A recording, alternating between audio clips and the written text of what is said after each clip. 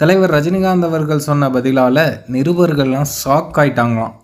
தமிழகத்தை உலுக்கிய சம்பவத்தை எப்போ அப்படின்னு ரஜினி கேட்டார் அப்படின்னு தினமலரில் ஒரு செய்தி வெளியிட்டிருந்தாங்க.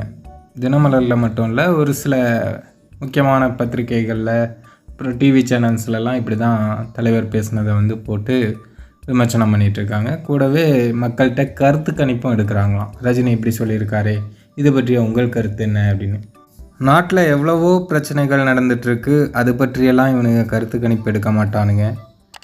ரஜினி இப்படி சொல்லிட்டாரே அப்படின்னு தான் இவனுங்களுக்கு வருத்தமாக போச்சு போல், அதனால தான் கருத்து கணிப்பு எடுக்கிறானுங்க. டிசம்பர் 3 நடந்த ஒரு சம்பவத்துக்கு இப்போ இந்த மாதிரி 7 பேர் இறந்துருக்காங்களே அப்படின்னா அவர் என்ன சொல்லுவார், எப்போ அப்படின்னு தான் கேட்பார். அந்த அன்னைக்கோ அல்லது அடுத்த நாளோ அவரை பார்த்து கேட்டிருந்தானுங்கன்னா கூட பரவாயில்ல. அப்புறம் ஓ மை காட் சாரி அப்படின்னு சொல்லிட்டாராம்.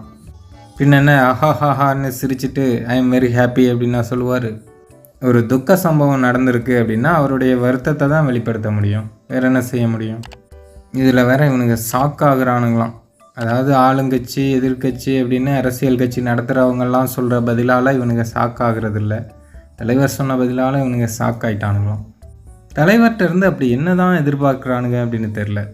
தலைவர் ஏதாவது பேசணும், அதில் ஒரு கண்டென்ட் கிடைக்கணும், அதை கான்ட்ரவர்சி ஆக்கணும் அப்படின்னே இவனுங்க முழு நேரமாக வேலை செய்கிறானுங்க. கட்சி ஆரம்பித்து 10 மாதம் ஆச்சு, இன்னும் ஒரு ப்ரெஸ் மீட் கூட அட்டன் பண்ணல. ஏன் அவர் வீட்டு வாசலில் போய் நின்று அவர் வெளியே வரும்போது மைக்கை நீட்டி கேட்க வேண்டியதானே, அரசியலில் இல்லை, பொது வாழ்க்கையில் இல்லை, அரசியல் பற்றிய கேள்வி கேட்காதீங்க அப்படின்னு பல முறை சொல்லியும் அது மாதிரியே ஏதாவது கான்ட்ரவர்சி கிரியேட் பண்ணுற மாதிரி கேள்விகளை கேட்க வேண்டியது தான் இவங்களுக்கு வேலையே.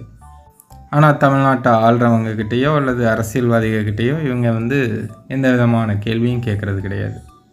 இவனுங்களுக்கு பிழைக்கவும் ரஜினி தான் தேவைப்படுறாரு, பழிக்கவும் ரஜினி தான் தேவைப்படுறாரு.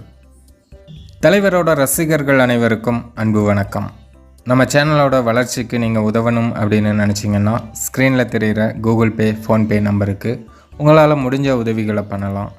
நீங்கள் பெருசாக தான் உதவி பண்ணணும் அப்படிங்கிற அவசியம் இல்லை. நீங்கள் கொடுக்குறது ஒரு 10 ரூபாயாக இருந்தாலும் நம்ம சேனலோட வளர்ச்சிக்கு அது மிகப்பெரிய உதவியாக தான் இருக்கும். நீங்கள் இதுவரையும் கொடுத்த ஆதரவுக்கும் இனிமேல் கொடுக்க போகும் ஆதரவுக்கும் நான் தலைவணங்கி நன்றி சொல்லிக்கிறேன்.